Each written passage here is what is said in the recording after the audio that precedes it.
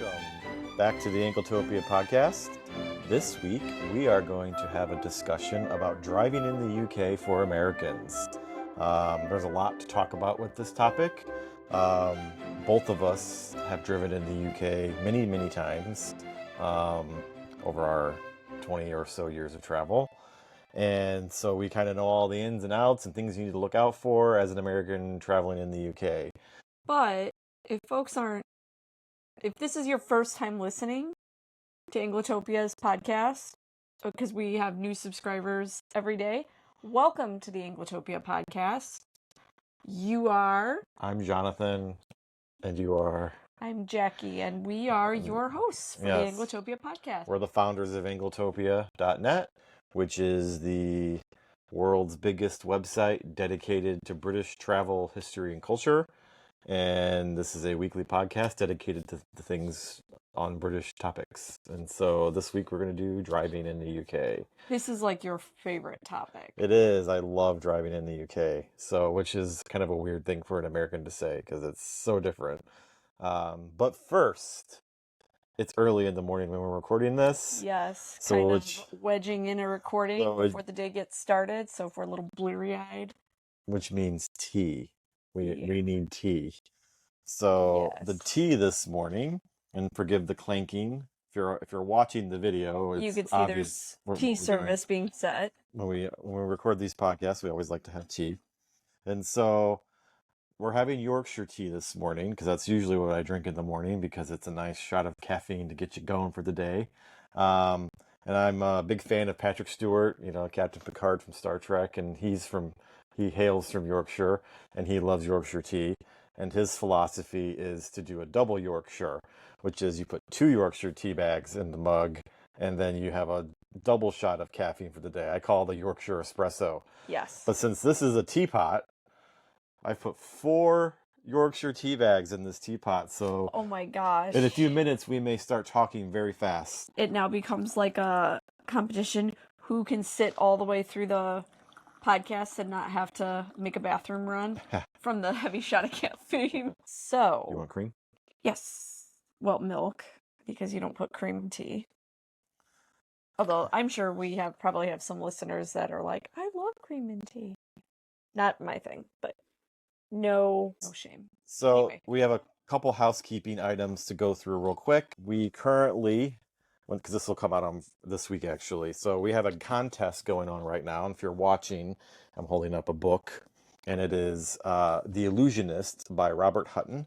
The true story of the man who fooled Hitler, and it's about the special secret projects to use magic and illusion to trick the Nazis during World War II. It's a fun book. We have 2 copies to give away, and I will put a link in the show notes to the entry form where you can enter. And actually, next month, we will be releasing an interview with the author. Very cool. So I'll be interviewing him in a couple weeks. Topic. Yeah, it is. And I kind of got this backwards. I should have did the contest when we were doing the interview, but timings didn't work out. So enter the contest to win one of these copies. I will put a link in the show notes. In addition to that book, we have a new guidebook out.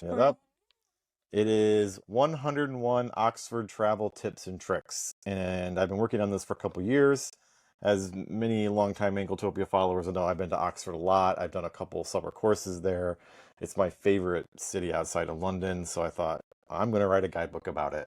Well, and outside of London, right, like it's probably I would imagine, it's probably one of the most traveled cities in Britain. Definitely. Like by international travelers, so. And there's a lot of interesting things about travel there. Yeah. And so it was a fun book to write because I basically got to summarize all the fun experiences I've had in Oxford over the years, and we've had in Oxford over the years. It's so much more than the university. I mean, the university is obviously like the main focal point, but Oxford as a city is spectacular. There's so much to see and do.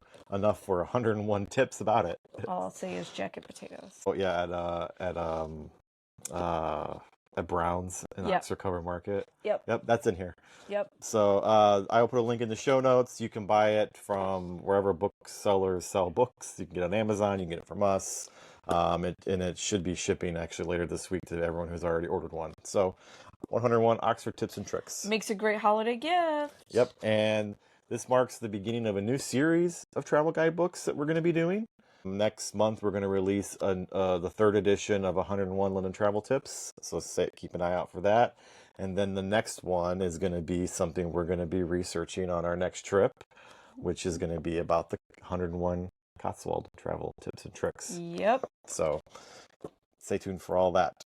So, driving in the UK, let's dive right in. Or drive right in. Drive right in, or put it in gear. Put it in gear. Oh my God. Right? And so a lot of Americans have anxiety about traveling or driving in the UK. Why? Because so if people know nothing about driving in the UK, what is the big difference between driving here in the US or driving in the United Kingdom? And that's because you drive on the wrong side of the road, according to us. Send your letters to John. You just said the wrong side. The wrong side of the road. So you cannot sip your tea. If people are listening, they just heard sorry guys, if I was listening to that and I was out on a run or something, well, if I was running, you should probably be running too because something's chasing me. But if I better, yes. Always learning better manners from her. No, I'm just protecting our listeners' ears. So the biggest difference is obviously driving on the left.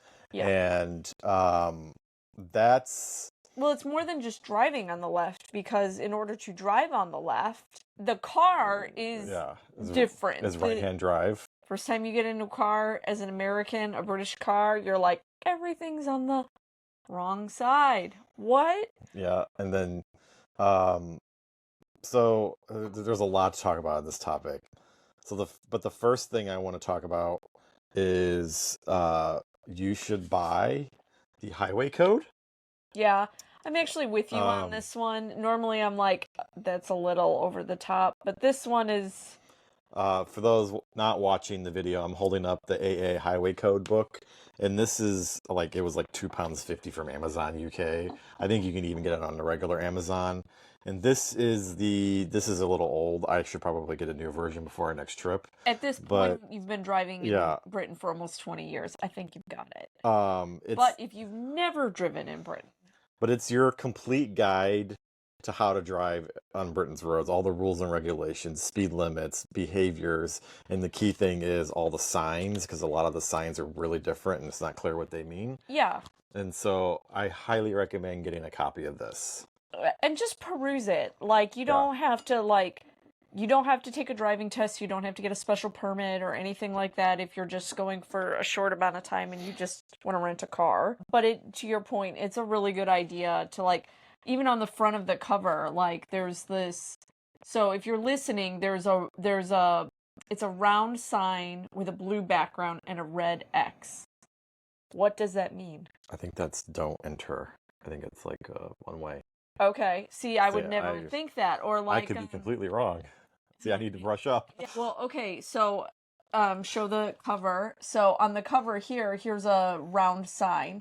It's white with a black slash through it. I know what that one means. So do I. But if you have never driven there, you'd be like, "What the?" That means that means the national speed limit applies, which is 70 miles an hour. But they are in kilometers per hour. No, they're not. No, sorry. What are they? That's in Ireland. Oh, okay. It's miles per hour. That's the weird thing is they... You see both in the car on the spot. Right. In Britain, they still go by miles. They still go miles per hour and miles for distance. It's even though they use the metric system, but they still keep their distance measures. So we should probably summarize real quick the process of renting a car. As she said, you don't need a special permit or anything to drive in the UK. Your American driver's license is good for up to 6 months of driving in the UK. So bring your driver's license. So bring your driver's license. You cannot rent a car without it. Yeah, you can't rent a car with your passport. You got to have proof that you have a driving license. And then because in the rental car company will want to see it. They will not give you a car without a license. Yeah, just the same as here. You have to have the appropriate paperwork. Renting a car in the UK is very much like as renting a car anywhere else in the US. Make a reservation. You can either pay in advance or pay when you rent the car. Insurance. Insurance is a big issue. Make sure your credit card that you use to pay for the rental has... And you have to use a credit card, right? Yeah, well, I think you no. can use a bank card. You can use a bank card, but they don't want you to. Well, and for insurance, though, check with your credit card provider, because your credit card provider may actually already provide insurance if you're renting a car. That is not always the case, so double check with your credit card provider. Like, to give you an example, we have a British Airways Chase credit card that we use when we travel, and it has complete collision damage coverage waiver and all that. But it's one thing to say that to the car rental company. When you're at the rental desk, they're actually going to want proof that your card has this, or else they're going to want a hefty deposit to rent the car. Ireland car rentals are much different. I know, but just saying, oh my God. Yeah, that was a nightmare. But if you don't have that proof, you're going to have to be prepared to actually pay for the car rental company's insurance up front, because they're going to insist on it. And while you may think you don't need it, they're not going to give you the car without it. And you have to be insured. And so whether you're insured through the car rental company or through your credit card, you have to carry some kind of insurance. And you're going to want to. Yeah. I mean, because driving on the opposite side of the road, if you've never done it before, can be really challenging. Hi, Jonathan here, interrupting the edit of this discussion on driving in the UK.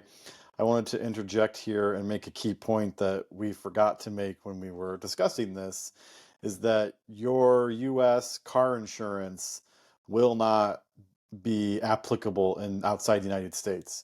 So you have to get the third-party insurance through your credit card or through the car rental company, because you have to be insured, and your US car insurance will not apply outside the borders of the United States. So I thought that was a key point that should be made.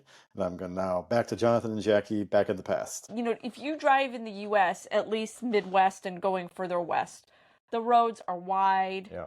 Like, they're very wide. Some of the lanes in England, you're like, this was never made for a car, but yet you have car. Do yourself the favor, get the insurance. Nicks and dings and scratches happen. They're unfortunate, they happen, but you are definitely going to want to be insured. One key aspect of the rental car process that's important in the UK is that in Europe and in the UK, many default cars are manual transmission, and many people will only ever learn how to drive a manual transmission. As you know, in the US, like 99% of cars have an automatic transmission. We don't do manuals here. It's like I feel like it's a generational thing too, it is. here in the US. Yeah, like, I mean, I never learned a stick. Our parents' generation, Yeah, my dad could drive a stick. Could whip that car around. Like, our generation, like, I couldn't. If we had ever moved to the UK, I would have eventually learned. But well, you have to. The key thing, though, is that you need to make sure that when you make a rental car reservation, that you choose an automatic.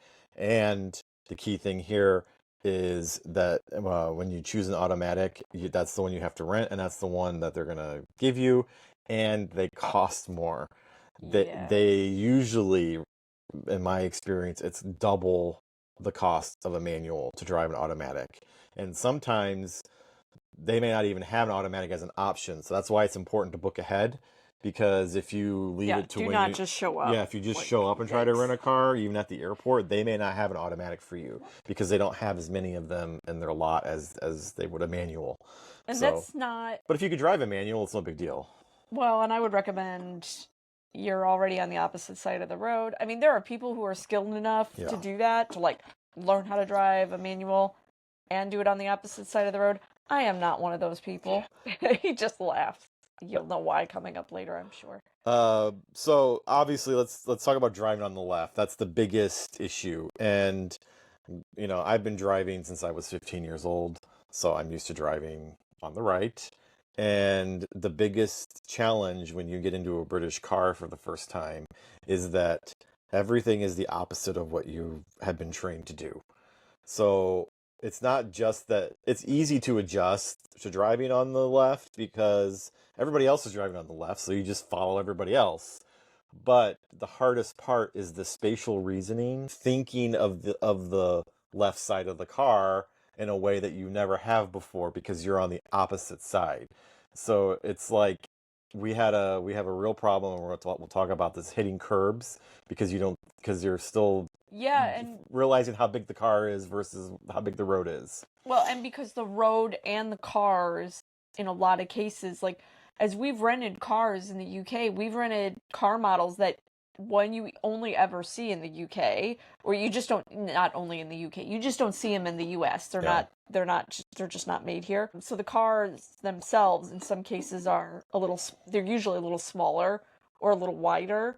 And then the road sizes themselves are very different from here. So it all plays with your spatial reasoning. And I remember when you first started driving in the UK and I was the passenger, like you'd be a little too far to the left, and I'd be like, babe, to the right, to the right, curb. The insurance. Yeah, because and they will look for rim burn on when they return the car, when you return the car, and if they see a ton of scratches on the rims, on the hubcaps, you're going to pay for that, and we have. Yep. And we have. So the spatial reason is a big thing. Curbs, and like I said, once you're on the road and you're on the road in the right lane and going in the right direction, it's pretty easy to continue that way. Really, it only really becomes tricky on single track lanes, which we'll get to later, or like in a car park, because it's really easy to get confusing British car parks. Which you mean car park is parking lot if you're not familiar. Yeah. They're not designed by people who ever drove a car ever. Yeah. In my opinion. Yeah, we'll talk. My opinion, controversial. We'll talk about parking in a bit because there's some nuances there with British parking. Yeah. Believe me. And so the second biggest difference that Americans encounter when they drive in the UK is roundabouts. Now, roundabouts have become a lot more common, at least in Indiana, because our people who run our state love roundabouts. I always think of National Lampoons. Yeah, round and round and round. Stock. Round and round they go. That is, it's a comedy, so it's a special kind of absurd, like to get trapped in there, like that is not. You'd have to really work at it to get trapped in there. Yeah, roundabouts. So you will almost never come across a four-way intersection in the UK. I think they're so rare you can count them on one hand. Most intersections are either like a T or they're a roundabout. And the concept of the roundabout is really simple. You just give way to the traffic that's already in the roundabout. And it's deceptively simple, but it can get challenging in bigger cities and in towns where you've got like multiple there's lanes. Multiple lanes of roundabouts. But the key thing about roundabouts is that if you give way to people who are already in the roundabout, you have to signal your intention in the roundabout, which is the hardest part. Your signal is your best friend, especially if you don't know, like you're coming in to the roundabout and you're like, I don't know. Use your signal, because believe me, other people will go out of their way to avoid hitting you. I'm not saying that like you should just like barrel in there and be like so American about it, like watch out of my way, I'm here. But use your signal. It's how you communicate to other drivers where you intend to go. And they will, I mean, nobody wants to get into an accident. So people are going to go out of their way to avoid hitting you. So just use your signal. You have to use your signal. I know signaling is a challenging concept for many American drivers. But imagine the circle, and you've come up at the bottom of the circle. And I'm doing gestures on the video, which I hope makes sense, but we'll and if you're going to turn right, you signal to turn right. Yeah. Your right blinker. Your right blinker. If you're going to go straight through the roundabout, so go straight. So you're going to go, like you're going to skip the turn and go straight. You don't signal at all. Okay. Makes sense, right? You're not making a turn. Yeah, you're going through. And if you're going to make a left, then you got to go all the way around. But you have to signal your left turn signal that you're going to the left turn in the roundabout, so you could go around. But then you have to change your signal again because you're now making a right turn when you're in the roundabout because it's a circle. So, and then if you get stuck in the roundabout and go back around. But you know what? There have been times where we've been like listening to GPS, or even before we traveled before GPS with paper maps. Yeah. And like we'd miss the turn, or I'd be like, go around again. I don't know. So like you go around as many times as you want. I mean, don't spend your whole vacation in the roundabout. So small roundabouts are easy to navigate, and there's like varying sizes too. But then when you get into like a motorway junction, when it's a big roundabout with multiple lanes, that does get very confusing.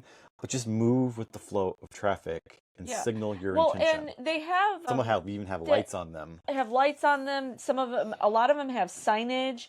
Some of them have like written on the road, like northbound, southbound. Yeah. Like, just Yeah. pay attention. Just pay attention. Sense. Yeah. Once you've been through like one or two, You got it. you'll see how they work, and you're like, okay, Yeah. actually, this is a brilliant way to move traffic. It is. It's a very efficient way to move busy through a busy intersection. See, now we're gonna get letters stateside like, I hate roundabouts. Well, we have roundabouts all over, I and know. they're great. Okay. So yeah, roundabouts. Sometimes even roundabouts have roundabouts in them, which I think it's really confusing. We'll put a link to the Magic Roundabout in Swindon, I think it is, where it's like there's like 4 roundabouts, and then the big roundabout. It feels like a carnival ride if you're a passenger. Well, probably and a driver too. Like, woo, we made it! If you get car sick and your route has a lot of roundabouts, take measures to mitigate those symptoms for you. And Because somebody who does get car sick, the older I get, the worse it's gotten. But just, England is beautiful. And the rest stops along your route are really lovely. I know we've talked about that topic as well. They're not, here in the U.S., most of them are a little sketch, but, get out of the car a little bit if you have to. So there are lots of places in England to do that. Well, I'm reminded of that time we drove the length of the Cotswolds to get to our next hotel, and it was roundabout after roundabout after roundabout. Oh my God. Like every few hundred feet there was a roundabout, and both of us were like, stomach. Yeah. This is too much to going around. And it took forever. And that's another topic is you have to be patient when driving on the UK's roads. Well, because they're not designed for cars. Okay. So you want to talk about the speed limit? Yeah, so speed limits. So, obviously you must pay attention to what the speed limit is. And why? No, I'm serious. I'm like, it's a little different, and you're going to learn real fast, other than you're going to get pulled over. Yeah. Touch wood, I've never been pulled over in the UK. Oh man, you just said that? I like to think I'm a better driver when I'm in the UK because I don't want to deal with a ticket. Well, not only that, I think but I would agree with you. You are a better driver in the UK because you're more alert and your senses are more heightened because your concentration is like really laser focused because spatial awareness, right? Different traffic patterns, different traffic signs, like you really are paying attention in a way that you probably should be here as an American driver, but I mean, when else can you be on your phone sipping a coffee, making a call? I'm kidding. I'm totally kidding. So the national speed limit on motorways and A roads is 70 miles an hour, which is about what it is here. I mean, in the Midwest. Yeah, in the Midwest. And then going west. It varies between 55 and 75. And 70. So it's a very comfortable speed to drive at if you're used to driving on like a motorway or a highway. Yeah, if you're used to driving in the US, you're used to driving at about that speed. But obviously people still speed, and so there will be people going faster than that. And that's probably a good time to talk about giving way on the motorway. In the US, in theory, when you're riding the far left lane of traffic and you're, driving along the passing lane, you're not supposed to do that. You're not supposed to stay in that lane. Not supposed to stay in that lane. And when somebody comes up on you, and I know in Indiana this is actually the law, but no one follows it. If somebody comes up on you, even if they're speeding, you're supposed to get out of their way. Well, in the UK, that is an ironclad law of if you do not get out of the way of somebody, like you're endangering everybody around you on the motorway, and they will pull you over for not giving way. You will get a ticket for it. Like so if you're driving along 70 miles an hour in the fast lane on the motorway and somebody comes up on you, you have to get out of their way. Comes up on you from behind. Yeah. And is like really kind of riding your bumper, like you get out of the way. And as they're driving on the outside of the road, the far right is the passing lane, is this fast lane. So there'll be a quiz on this later, folks. Left, right, left, right.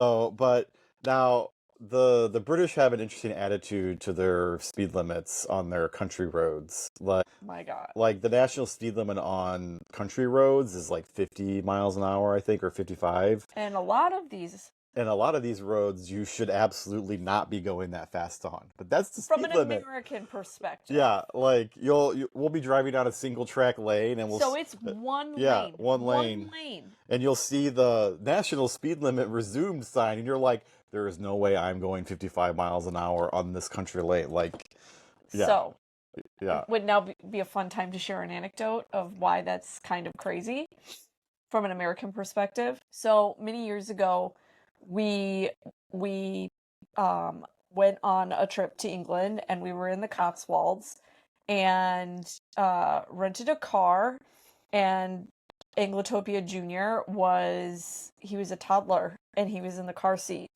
And John pulled over and we were like out in the middle of nowhere, and I was really apprehensive about driving in the UK, and he said, "Babe, we're in the middle of nowhere. This is a great spot for you to learn. Like, why don't you give it a shot?" And I'm like, "Okay." Our toddler was sleeping in the back of the car, and I'm like, "All right." So I got in, and very weird to sit in the driver's seat for the first time. And I'm a knock on wood, touch wood, very safe driver here in the US. Have never had an incident. Like, I think I've only ever had one speeding ticket. Like, I take car safety very seriously. One. Anyway, so I'm driving along and I'm like, okay, I kind of got this. It's really weird, and then you get a blind corner. Like, the roads are real curvy and hilly down in the Cotswolds, and you know, driving along and a car comes around. And I panicked because you're literally coming, like, it's like chicken almost. Yeah. Like, head on. And so what did I do as an American? I pulled to the left. To pull off the road. To pull off the road. Cutting off. Yeah. So literally, what I should have done was pull to the right, and then the oncoming car would have come past. But I panicked because my spatial reasoning and all of that, being an American driver, I pulled to the left, which essentially put the car completely in the middle of the road, like, diagonally, and the person in the other car was like, "What?" You like burst their bubble of reserve. I totally did, and I was like, "I'm sorry." And meanwhile, my toddler's in the back seat, and I'm like, "Oh my God, I'm gonna crash the car!" Oh, so John was like, "Jackie, like, at this point, you're already committed, like, all the way to the left. Let this person who is freaking out, and rightfully so, because I'm in the wrong, let them pass, pull over." And I'm like, "I'm sorry, I'm an American, I'm so sorry." And, they just were like, "Whatever, lady," and drove past. And I got out of the car and I'm like, "I'm done driving." And I probably didn't drive again in the UK unless it was like under duress, like where you've been ill or something like that. I'm like, "Nope, this is just a nope from me." But probably for like 15 years. And now I can comfortably say, did a lot of driving when we were in Ireland. Now I've got it, but yeah, we're not going to talk about Ireland, but yeah, they drive the same way in Ireland. The roads are they're on the left, and everything. The principles are the same. I think the roads are a little wider though in Ireland. Well, a lot of them are newer. That's why. So anyway. So single track lanes, just note, are flying. Yeah. And so something important to notice. When you're on those single track lanes, you will see like little notches on the side of the road. And so pay attention to where those are, because we have been on some country lanes that are really, really narrow, and people will reverse like a quarter of a mile back to that notch, and you'll have to pull into the notch so the oncoming traffic can come through. So you really have to pay attention. And it's kind of, the etiquette is kind of who gets to a notch first is the one that gets to pull aside and let the other pass. And so you kind of have to anticipate if somebody's coming, like, and you see a notch, you're like, well, I should actually pull over now because they're coming. Exactly. Yeah, it's just be polite. Just don't go that fast, and Okay, but here's the thing, though, too. If you have a local who comes up behind you now, right? Because now we're almost talking as a contradiction. Pull over in the notch, let them go past. Like the same as driving here in the U.S., right? Yeah. If you don't want to drive that fast, just get out of the way, let the person behind you go, and then pull back on the road. So signs, we talked about signs already. Like I said, either get the highway code or go online and just study the signs, Yes. because that's really the key thing, is you need to know what the signs are communicating to you. You don't need to know them all. You know what Some are self-explanatory. You know what we didn't talk about with speed limit, but it also ties into signs? What? Monitored speed limits. Oh, okay, yeah. So, yeah, this is a big topic. I didn't think of that. See, this is why I'm here. This is why this is a team effort. So, they'll pull you over for speeding in the UK just like they would here, but they're a little more serious about catching speeders in the UK, and so they have speed cameras everywhere. Yes. They have to tell you when there's a speed camera. So pay attention when you see a sign, a little white sign with a black camera on it. On the side of the road? On the side of that means that there's a speed camera in operation. And if they catch you speeding, your car rental company is going to get a speeding ticket, and your car rental company is going to send you the bill. Yes. And they will send you administration fees for having to deal with the speeding ticket. Yes. And you'll get a black mark on you when you try to rent a car again. Yes. And it's pretty easy to keep an eye out for where the speed cameras are. And a lot of them are actually in villages and towns where they want you to slow down before you drive through. Where you need to slow down. Where you need to slow down. Now, the worst kind of speed camera is they've actually ranted about this on Top Gear quite a bit, are average speed cameras. These are tricky. Yeah. Maybe they're tricky for everybody, but as an American, it kind of it does your head in a little bit. Yeah. Pay attention to if it says it's an average speed camera, because what that means is, it doesn't mean that what it means is that it's basically monitoring your speed the entire time you're in the zone. And if you get through that zone faster than the average speed limit, speeding ticket. Yeah, because they know how long at the rate of speed it Yeah. should take you to get from point A to point B. And if you reach it before you're supposed to, they know that you're driving too fast. Yeah, and then they will ding you. So they're always watching. And that's a bit disconcerting for Americans to deal with. I will say this, though, in all the years that we've been driving in the UK and traveled by car in the UK, I would say that British roads as a whole feel safe. They feel I think we've only seen really one really bad accident, and it was out on a motorway. Yeah, it was a holiday weekend, and a car was flipped over. I was just like, how did that even happen? Yeah. I couldn't quite understand, but... Well, the worst stretch of road for average speed cameras, we experienced this when we drove from Lansing to John O'Groats. I know where it is. I know. Can I guess? Yeah. It's Scotland. Yeah, it's the A9 in Scotland. Ooh. Between where you're going through the Cairngorms National Park. Gorgeous. It's gorgeous scenery, Unbelievable. which it's awful having to go the average speed while you're looking at this amazing landscape. Well, it's easy to lose your concentration. Because it's so beautiful. Right. And then you're like, oh, crap, I have to slow down. But thankfully, because everybody who drives on that road knows that there's an average speed limit, it crawls through there. And while we were enjoying the scenery, we just really wanted to get to our hotel because we were exhausted. So we're like, This is awful. It's moving so slow, but they have to be safe. And they're making us, it's. But anyway, so we talk about signs, we talk about speed limits, parking. Okay, so there's different kinds of parking. There's on-street parking, but if there's a yellow line on the road, you cannot park there. Get yourself a guide. Yeah, get the guide. Most towns and villages will have a town car park. Pro tip, that's worth it.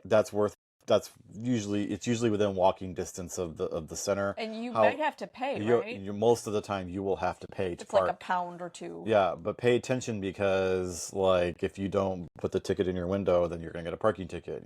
You don't want that. Then there's parking garages. So that is a straight up no go for me as as an American driver. It's a no go. Like she said, we joke that British parking garages were designed by people who had never been in a parking garage before. They are too small. The lanes between cars are too narrow. And for some reason, and this is the same in any kind of British car park, everybody backs into their parking space, which is not something we do here. We pull right in. And so if you're in these narrow parking garages, you have to back it, because you can't there's because no one The else way you maneuver the the car. way you maneuver the car, you can't pull in because everyone else is backed in, and it's like it's really stressful because, well, thankfully most cars have cameras now on it and they have the sensors, so it makes it easier. But it's really stressful trying to back in on the wrong side of the car because you're on the on the opposite side of the We car get so many letters. because you're like, Whoa, guy. and it's just like it's a mess. So I consider British parking garages for advanced driving in the UK. Like, avoid those if you can. Well, or okay, if you Newer parking garages are better, but if you don't know, like, if you have no other choice, try and go further up in the garage or below in the garage, depending on the orientation, if the garage is up or down. yeah, Just try and park if you can where maybe the garage isn't so crowded, and you can really take your time getting into the spot and that kind of thing. And just remember, like, overall, no matter whether you're in the countryside, you're in the city, just be polite. Like, yeah, remember, you're a guest in somebody else's country. yeah. We'll talk about etiquette a little later. But before we move on, though, really quickly, because that's a great spot, but even actual, like, parking lots or car park that's not in a parking garage, they're very narrow. Yeah, Like, one time, so, quick story. The last time we were in Ireland, which is, again, different. We've talked about how that's different, but we were out on a day, like a day trip, you and I, and we were having a lovely time, and we were in a city center, and we were in the car park, and during our day out, you got, like, a blinding migraine. Like, yeah, really bad, just, like, could not function. And John turned to me and said, I need you to drive us back to the cottage we were renting. And I was like, I'm sorry, what? and it's about an hour's worth of driving. Me? Yeah, So I did drive us home, and it was great, and I loved it. It was a great experience. He slept on the way home. We were just trying to kind of rest because he was so ill, or poorly, as the Brits say. And I drove home without incident. Like, it was fine. Country lanes, motorway, like, it was fine. Roundabouts, I did great. But I could not get the car out of the car park. I could not get the car out of the parking space. yeah. I remember that. And the Could you not pull it into the driveway too? No, I could get it into Or the no, driveway. it was, I couldn't get it out of the parking space, which you're like, I'm sorry, what? Yeah. Like, it was so so narrow. it was very narrow, and it was very narrow on either side of the car, but it was narrow behind the car too, because you're like, well, Jake, you just pull out straight, and then, but I couldn't. I'm sitting here with a migraine, like, And the other people in the car park were so lovely and polite. And I'm like, I'm sorry, I'm trying. To the point where I pulled back into the parking space and let the 2 or 3 cars that had queued up, like, going, what is this woman doing? And I'm like, okay, I can drive us home, but I need you to please pull the car out of the parking space so I don't hit anybody, I don't ding us, like, and then from there I was fine. But parking your British car can be really tricky. So what were the key takeaways? Like, be calm, be polite, like, you will get it. Well, and it's to you, and as we talked about earlier about the spatial reasoning, you have to be aware of the size of your vehicle in a way that you don't normally have to be aware in the US. That is so true. Because we have more space here. Like, if you have a big vehicle, well, it's designed for big vehicles here. Yeah. Whereas England or in Britain and in Ireland, they don't have as much space. So, the car parks are small. Everything, the roads are smaller. The car parks are smaller. Your car is usually smaller too. Usually. But you still have to be aware of your volume in a way that you're not here. Absolutely. And really, I think when it comes to parking, like, we've experienced it ourselves, and we're very fortunate to have some great British friends. And we've, rode with them, and to watch a British person park a vehicle is a masterclass. Yeah.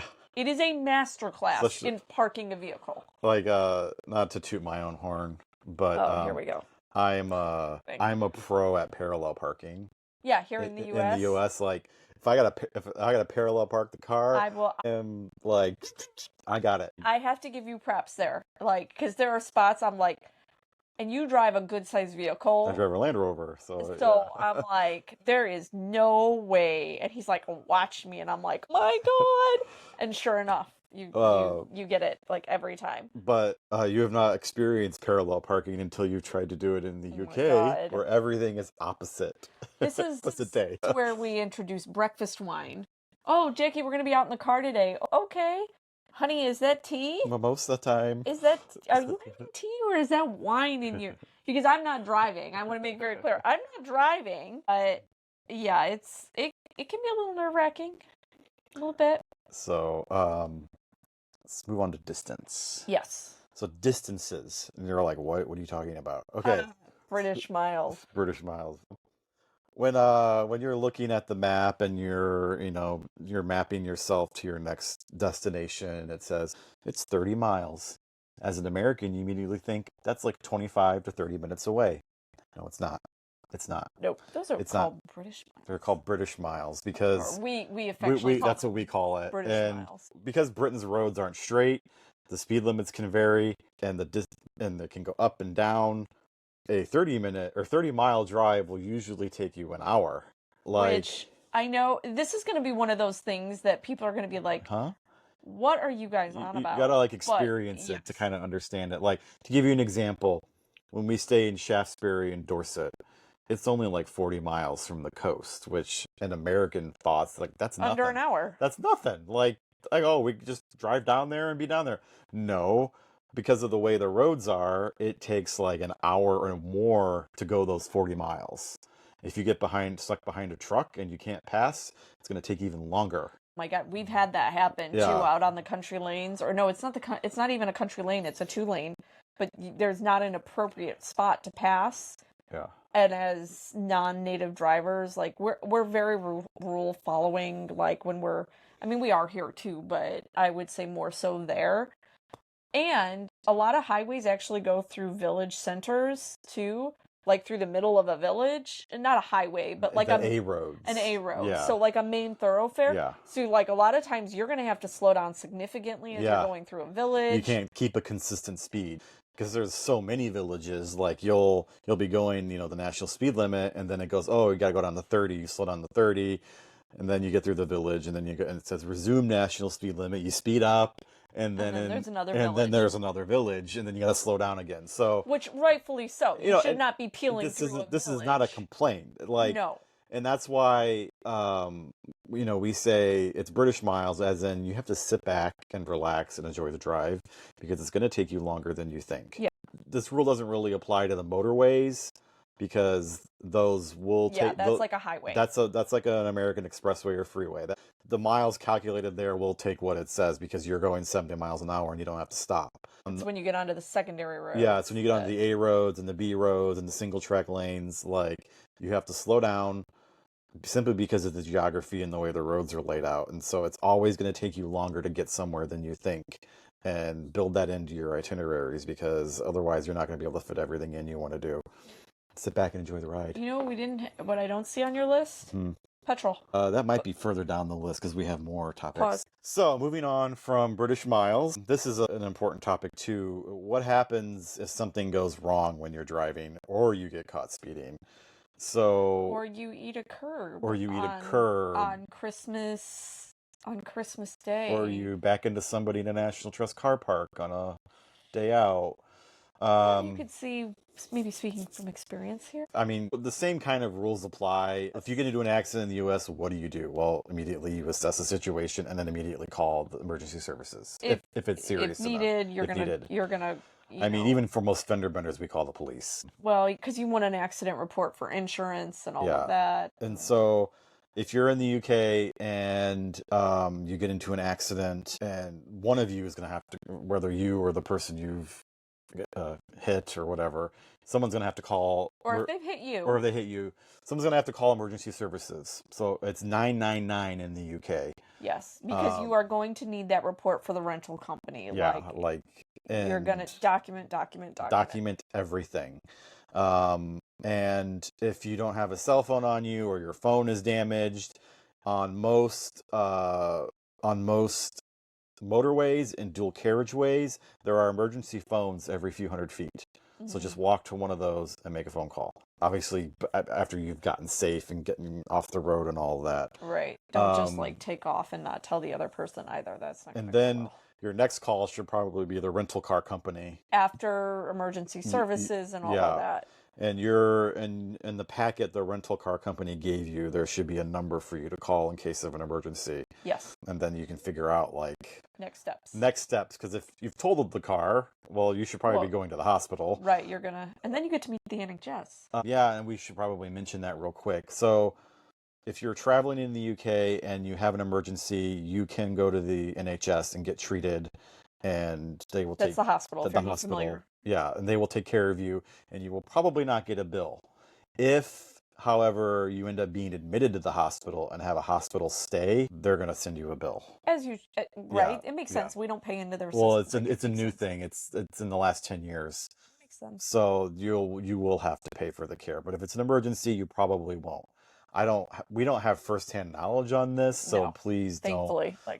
Please don't like hold us to that. But like that's generally from what we've heard discussing other people who have had issues. Like you will get treated, there will be no questions asked. But if you end up with a long hospital stay, that's a whole nother thing. And then what else? I think it's again just remembering your guests.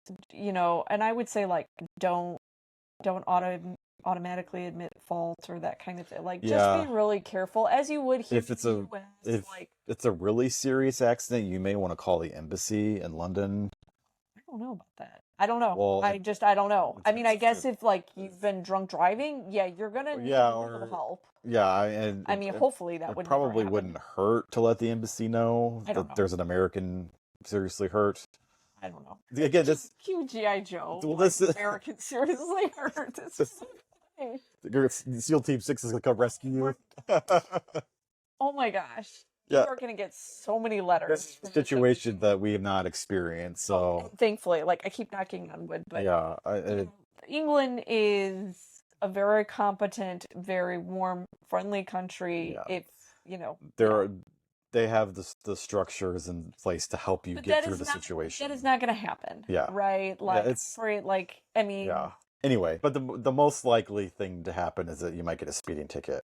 So what happens, like, let's say you do, like, eat a curb, like, speaking from experience, where you completely just, like...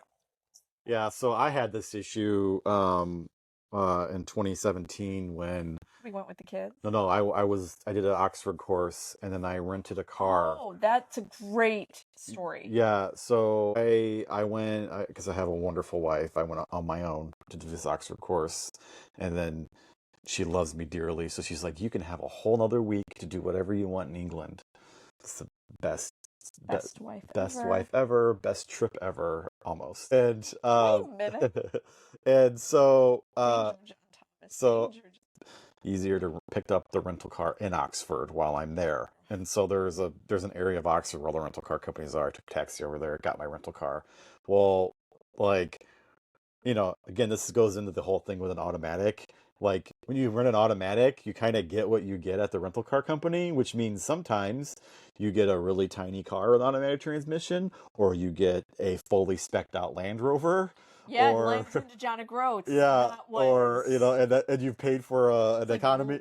Lovingly being carried down. You've paid for an economy car, but for some reason the rental car gods had aligned, and the person who had returned an automatic to the Oxford Europe car rental station returned a Mercedes convertible sports car. Like an AMG. He sent me babe, he sent me a text, babe, you're never going to believe the car I got.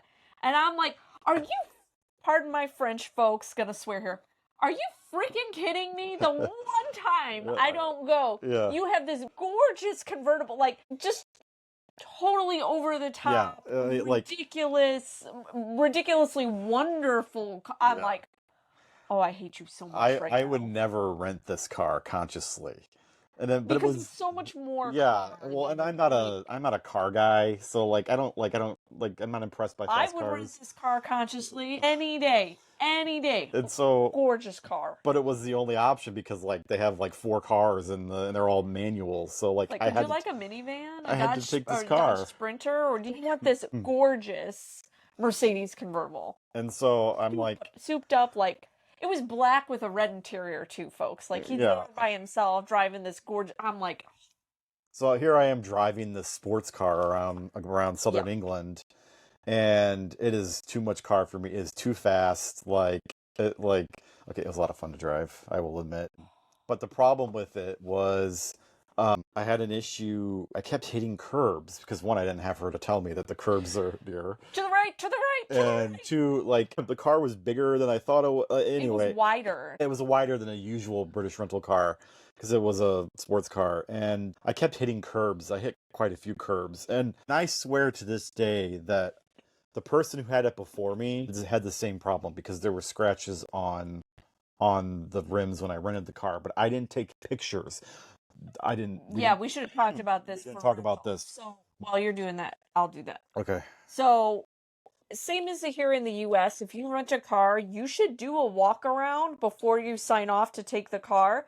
Take pictures of any nicks, dents, scratches, all of that, because What's going to happen is they're going to pin that on you because, I'm not picking on the rental car companies either.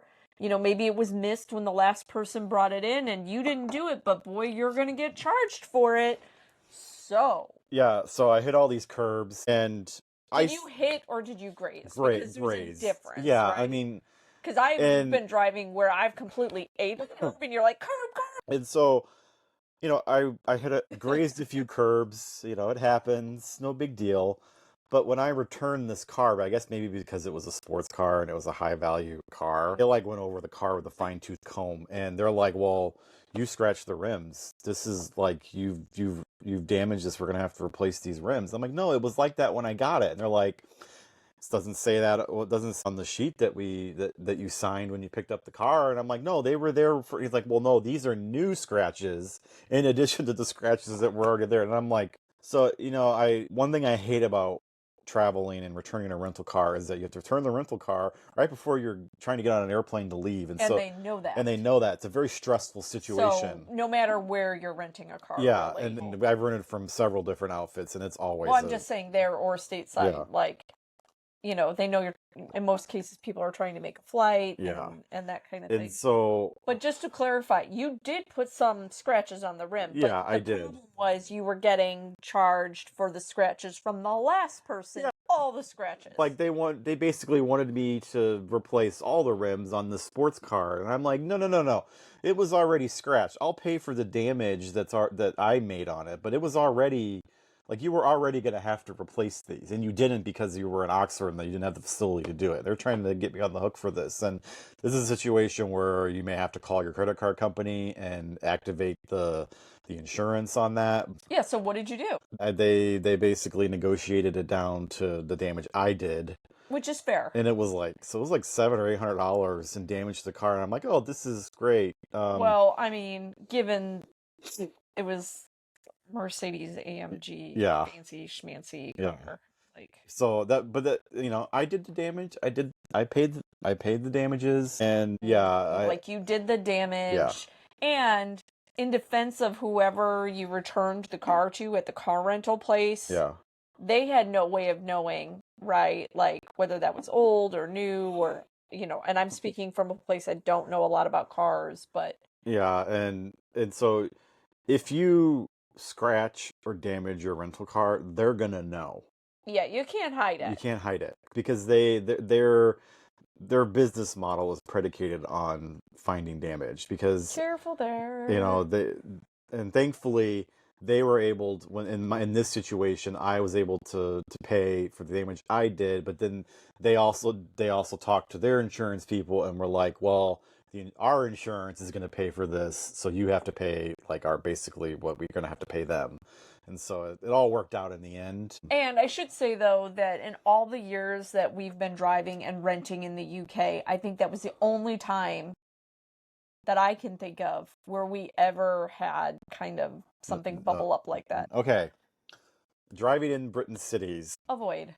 I actually hard avoid. Okay, so Okay, no, it's not horrible. It's the same as driving in any other, like, if you're driving in a major metropolitan city, it's not like... what I'll do usually, if we rent a car and London is part of our trip, we will actually go back to the airport and get the rental car. So then we're on the edge of the city, So and that we don't have to go through the city. so you have to avoid driving in London's traffic because it can get really bad. Birmingham.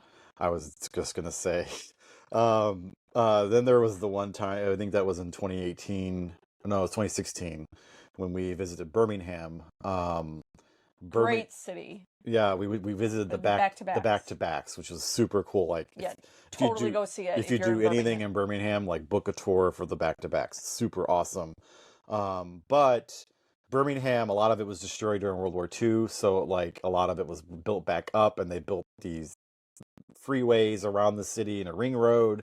And I'm sorry, Birmingham, but these roads are very confusing if you've never been there before. Yes. And your GPS, because you're on the road, isn't going to work very well. And I think we circled Birmingham 2 or 3 times because we couldn't figure out how to get off the ring road. But here's the thing. Because that sounds like, if I was listening to this, I'd be like, that is the most asinine thing I have ever heard. But, like, we're well versed in driving British roads. And we still, like, just made jokes that we're like, we live in Birmingham now on the ring road. Like, well, we got stuck in rush hour traffic too, which didn't help situation. And so yeah, like, sending love to Birmingham. And I don't even know if there's a way to mitigate this. Like, you can study the map all you want, but when you're on the road and if traffic is crowded and you can't get over, you might circle the city a couple times. Do you want to talk about congestion charges? Yes, that's another reason why we recommend not getting your rental car in London, is because cars that go inside the congestion charge zone in London have to pay an extra toll. And if you don't pay this toll, your car rental company has to pay it for you, and they will send you a bill with fees and whatnot when you get home for the privilege of it. And so if you rent a car within central London, pay the congestion charge like within 24 to 48 hours, I think. How do you do that? You do it online. I didn't know that. Yeah, you can go. I'll put a link in the show notes. Your car rental company may offer you, when you're at the desk, they may say, well, we'll pay it for you. Just pay attention because there is a congestion charge. So in central London. I'm not sure. I don't think there's congestion charging in other British cities, but don't hold me to that. After we've done this, I'll do a quick research and see if there was, but I don't think there is, but I think only London has congestion charging. And it's meant to kind of pull some of the cars off of central London. And it works. And actually, we have driven in central London, and actually it wasn't that bad. No, it's not. It's the same as driving in any other, like, major metropolitan city, Chicago, LA, New York, DC. Like, so there's a lot of roads that only go one way, though. Yeah, it's not a... So, there's no grid. It's funny. Being from Chicago, like, I'm like, this is not a grid. It's like somebody threw spaghetti and was like, roads. Here you go. Yeah. In October for our upcoming trip, we're renting the car from the Victoria train station. Oh, so it'll be central. So we'll be we're picking it up in central London. But that's gonna be a newer experience. We've never done. No, I did when we went with the kids. I did the same thing. Oh, I didn't go with you. You didn't go with me because I came and picked you up. Yeah, I had a toddler and a 6-month-old, and I was like, we are not all going to the car rental desk. You can come get us at the flat. Yeah, and so we'll pick up the rental car, but we're leaving London right away. So toll roads. Britain does have toll roads. They do have open road tolling with the passes, I think, but since your rental car probably won't have the thing in it, you need to stop and pay the tolls. There's not that many toll roads, and the British really hate toll roads. They hate them as an idea, and so the most controversial one is the M6 toll road. We rode that one. Yeah. Right? Which there was no traffic on it because the British are offended by the idea of this toll road. As an American, we're this is awesome. Yeah, a mile from our house it's the toll road that runs coast to coast, and it's fine. We don't mind toll roads. But gas. Wait, one of my favorite driving experiences is that I'm gonna murder this, so I apologize. Going into Bath. Oh, I wrote an essay about this. Yeah. toll bridge that has been like in existence as a toll bridge for for like hundreds of years. ever. That was a fun experience. It was like 30p for the toll. There's a toll house, and I'll link. I wrote an article about this for the Friends of Anglotopia really Club. cool. I'll put a link in the show notes and open it so that everybody can read it. It's super cool. Like it's this weird little thing in the bath. Yeah. It felt like something secret. But there's little toll roads like that all over. Like these little vestiges that like someone got a law from Parliament that let them toll this river crossing, and then they've had it for 400 years. So, pro tip: just keep a couple pounds in the car. Yeah, some change. The coin, like well, it's like you can only do a pound. Well, and some of the bridges, like the famous bridge in Bristol, is a toll bridge. You got to pay the toll. Yep. Or if you're going to go to Wales, you pay a toll going, but not coming back. Or that's really confusing. Fuel. Okay, so this can be a minefield for Americans because diesel cars are very uncommon here. Most diesel engines are in trucks and in semis and all that. So most drivers, like consumer drivers, never touch a diesel car. In the UK, diesel cars are very common. They've become less common lately because of emissions changes. So you may not even get a diesel when you rent. But if it's an automatic, it may be a couple years old. It may still be a diesel. Pay attention to the kind of car you have, because if you fill your unleaded car with diesel, your car's not gonna go anywhere, and you're gonna get a big hefty bill from your rental car company to come and fix the problem, because they have to drain the engine, drain the fuel system. Yeah, like it's a mess. And I've heard of it happening to friends we know, and it's a nightmare. Yeah. Oh my God.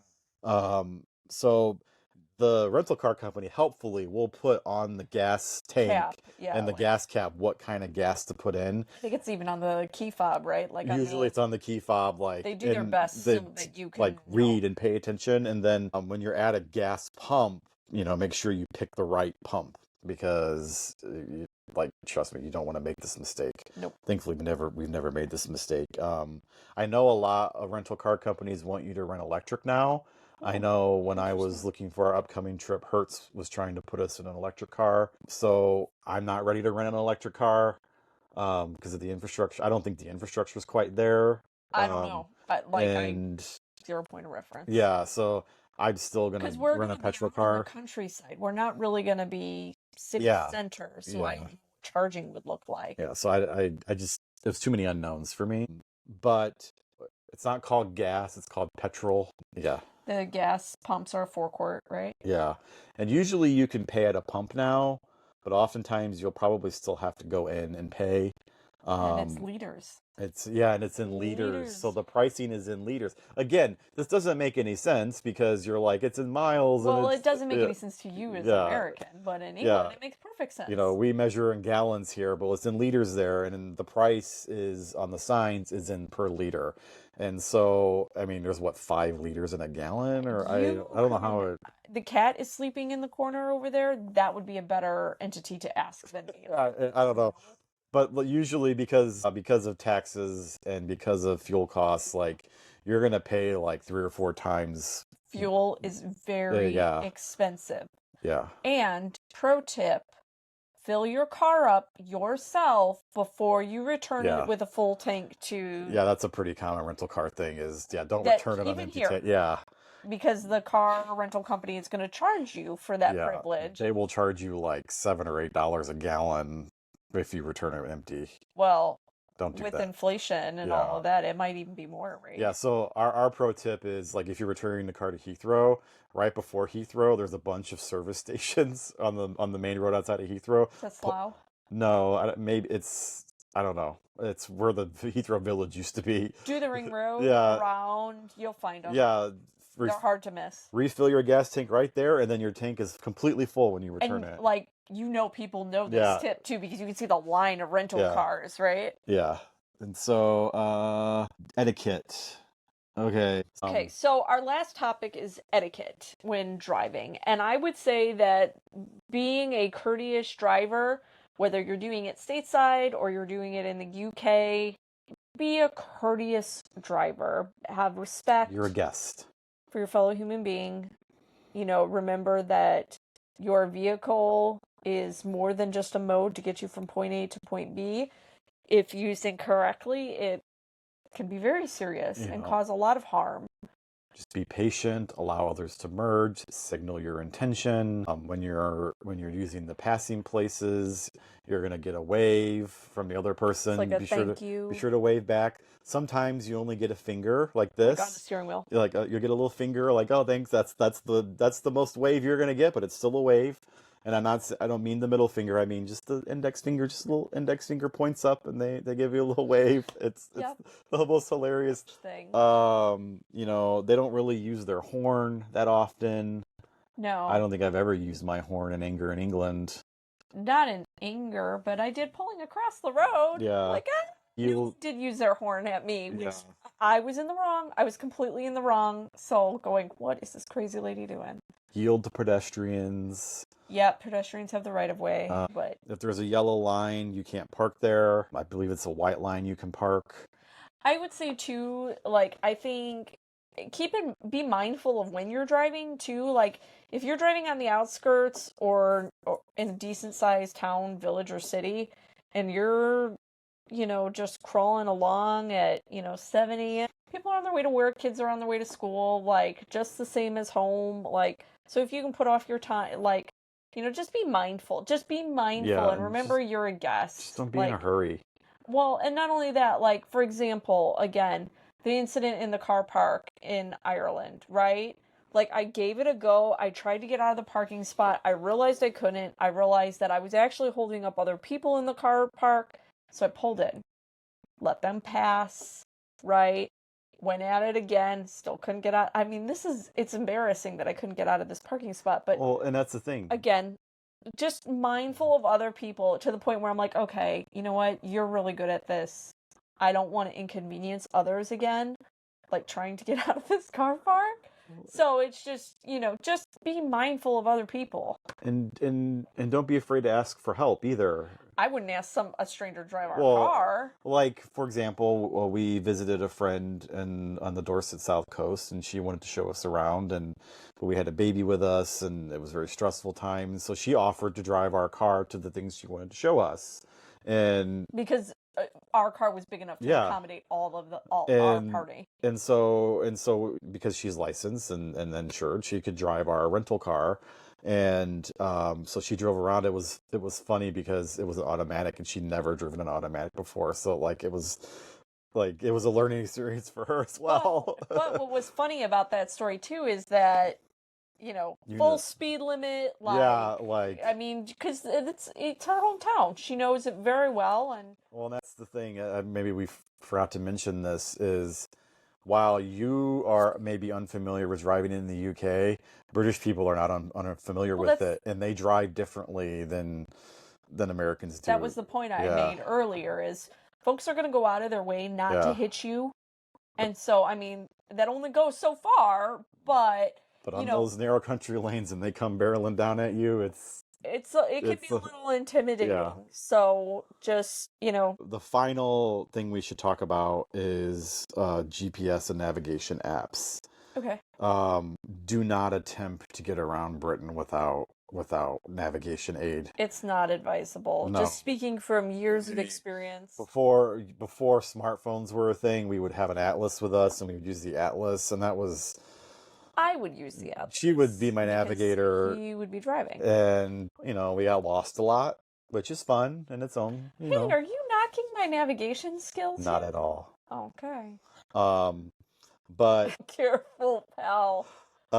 Just make sure that you Bluetooth your phone to the car. Yep. And I actually bring a car mount with us when we travel. Pro tip. The kind that sticks on the dash so that my phone will mount on the dash. But it's not sticky because like the vents. Yeah, because what... You don't want to damage the rental car. Well, and the rental car company would love to sell you a GPS and charge you for it, but you don't need that. You just need your phone. If you have a smartphone. You have a smartphone, you're fine. So bring the mount with you, put it in, plug it in, and follow its directions. Apple Maps is usually pretty good in UK roads, except sometimes it gets really confused about where a tourist attraction is. Like if you put in Highclere Castle, it takes you to the private entrance, not the main entrance. I was just gonna say, yeah. it is not bulletproof No. in that you can end up in some really weird spots, so common sense should always... Because wasn't there somebody like a couple of years ago in England using GPS and it like drove them into a lake? Yeah, well, Like, you gotta use common sense. Common sense, Well, folks. Waze is a lot of people say Waze is better in Europe than it is here in the US. So try using Waze, but change the voice to the British voice and stuff because it's You should talk about that, because that's a really fun and weird tip, like why you should change it from American English to British English. yeah, because if you don't change the voice in any of your navigation apps, it's gonna mispronounce everything, and it's hilarious. Like A roads and A numbered roads. Yeah. Like Yeah. it's I think it's if you leave it in the US narration, it's like what is it? Instead of A road, it's like 456. Yeah. You're like, did you just say 456 or what? So it's actually really funny.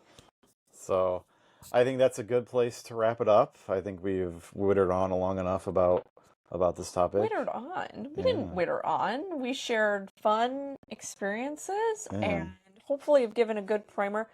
All in all, don't be afraid to drive in the UK. It's actually a lot of fun. I don't even think I've talked about how much I love to drive in the UK. It's your favorite thing. It's my favorite.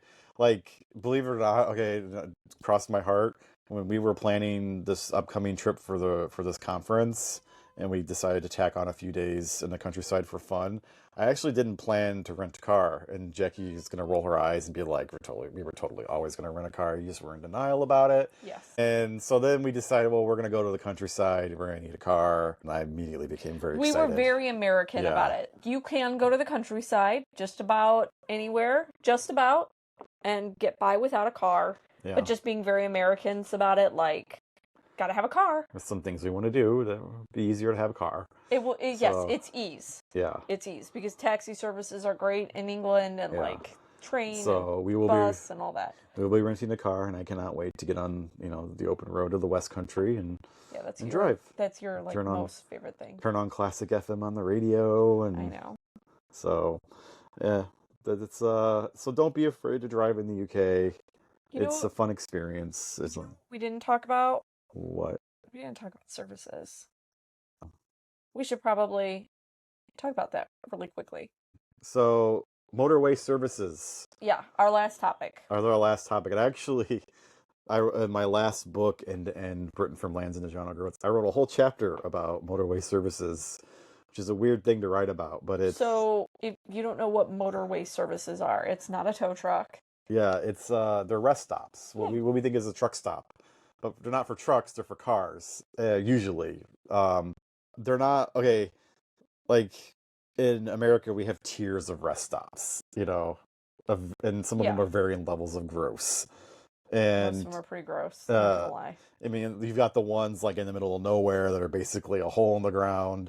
You've got truck. A hole in. I've not been to those. Well, like remember the rest stops between Indy and Northwest Indiana? They've actually completely rebuilt them. Well, yeah, you know what I'm talking about. I know what you're talking about. Yeah. Never mind. Or they're truck stops, which are they're very big places where transient trucks are coming through all the time, and they're not really for people who are driving cars. And they are, but they tend to be a little seedy. Yeah, they have a seedy reputation.